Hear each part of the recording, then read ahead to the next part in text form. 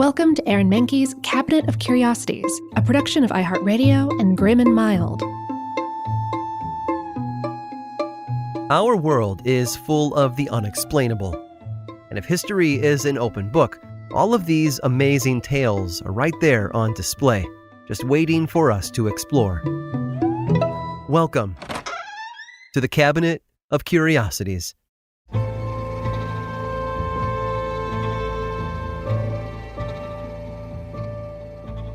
No side really wins in a war.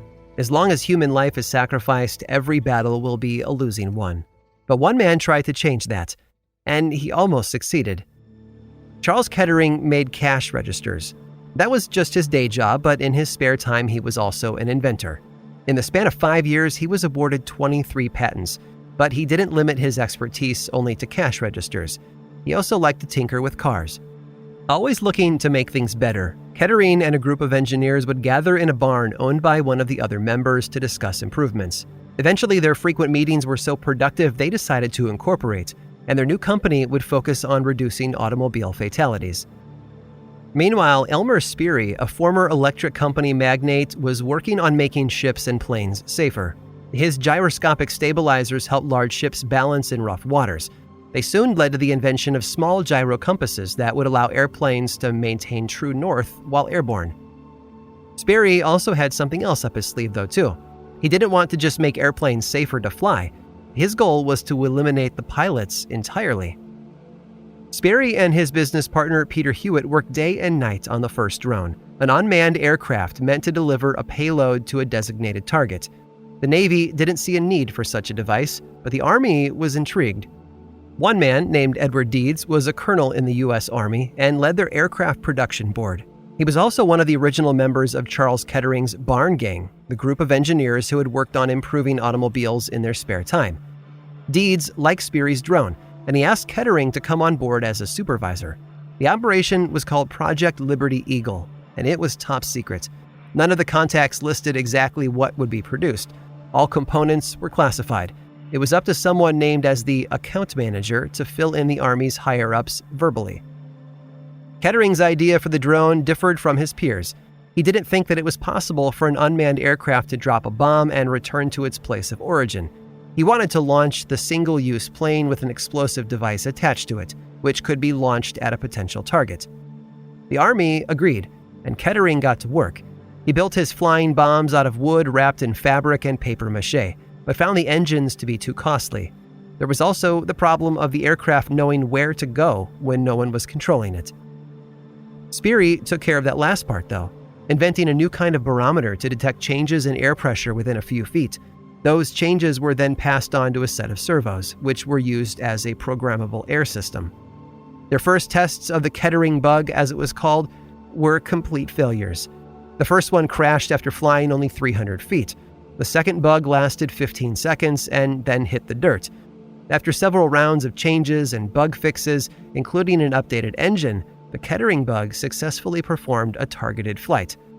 Unfortunately, by the time it was ready, it was too late. The Army had wanted to use Kettering's flying bombs for the war going on at the time. Not the Gulf War, or the war in Vietnam, mind you. In order to manufacture these aircraft for the Army, a new company was formed by Edward Deeds and Charles Kettering, who sought help from someone with extensive experience in the flight industry. You might say this person was the one who started it all. Well, along with his brother. Orville Wright of the Wright brothers fame was appointed director of the new Dayton Wright Company, which was commissioned to produce the frames for the Kettering bugs during World War I. Oh, and to get the engines at a reasonable price, Kettering reached out to the man who had mastered the art of production efficiency, Henry Ford. The greatest minds at the time came together to help save lives during World War I. Although the Kettering bug never saw combat, it lives on today in torpedoes and aerial drones. A promise of the future that wasn't quite ready to take flight.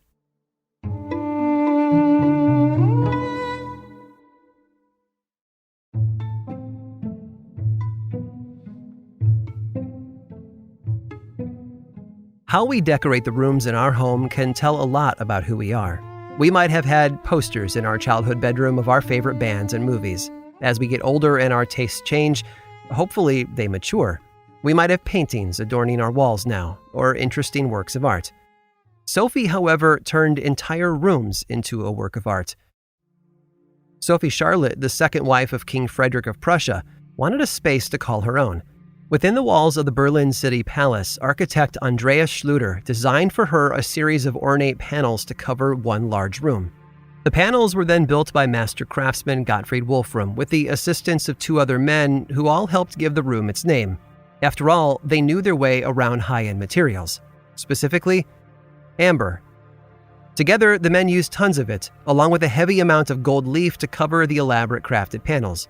The result was a gilded masterpiece of royal decadence. Mosaics of amber were juxtaposed against golden flowers and cherubic statues along the walls. It was anything but subtle. The Amber Room didn't stay at the palace for long, though.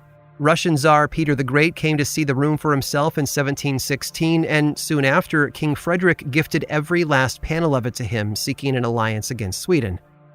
Empress Elizabeth, Peter's daughter, had the room reinstalled at Catherine Palace, the family's summer home. She made some changes and incorporated even more amber and gold over the course of a decade. By the time it was finished, over 6 tons of amber covered almost 600 square feet of wall space in the palace. The room lived there for decades until the start of World War II. As German forces moved through Europe and Russia, they were stealing art and other valuable items for themselves. The Amber Room would have been a treasure trove for the Nazis, so Russian experts tried to disassemble it and move it out of the palace. Their efforts, though, failed before they even began. The amber in the walls had become brittle. Any effort to remove it would destroy it. Instead, wallpaper was put up to try and hide it from prying eyes. But hiding 6 tons of amber and gold from dedicated art thieves with simple wallpaper was never going to work. In 1941, the Nazis had raided the palace. They dismantled the room piece by piece in under 2 days, taking everything to Königsberg Castle in East Prussia, where it was reassembled as a kind of trophy room. It stayed there for 3 years, until 1944.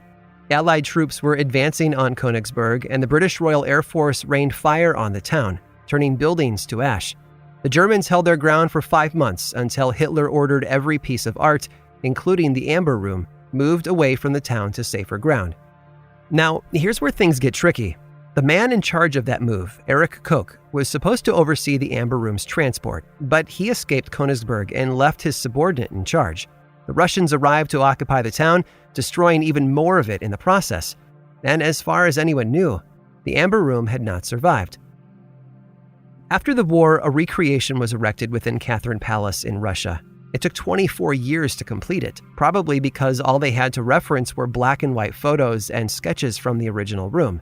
All the remaining amber craftsmen in the country were brought in to fabricate panels as close to the originals as possible. But what of the once great room that had traveled from Berlin to Russia and finally to Königsberg? Was it destroyed by Allied bombing? Well, yes and no. While it's unlikely that the entire room was saved at the end of the war, rumors have circulated about its survival. According to some who were actually there, the panels had been loaded onto a German military ship on January 30th of 1945, a ship that was sunk by a Soviet submarine a short while later. Treasure hunters naturally searched the wreck for years looking for the panels, but they found nothing. In the late 1990s, researchers claimed to have found the Amber Room in 2 different places. A group of German experts said it was hidden in a silver mine. A Lithuanian team, on the other hand, said it was at the bottom of a lagoon. Both teams, it turns out, were wrong. Unfortunately, modern assessments have declared the Amber Room's recovery a lost cause. It was almost certainly destroyed in the Königsberg bombings at the end of the war. But those who want to get an idea of its opulence can still visit Catherine Palace near St. Petersburg. It's as close as anyone will get to what was once described as a true 8th wonder of the world. I hope you've enjoyed today's guided tour of the Cabinet of Curiosities. Subscribe for free on Apple Podcasts or learn more about the show by visiting curiositiespodcast.com. This show was created by me, Aaron Mahnke, in partnership with How Stuff Works. I make another award-winning show called Lore, which is a podcast, book series, and television show, and you can learn all about it over at theworldoflore.com. And until next time, stay curious.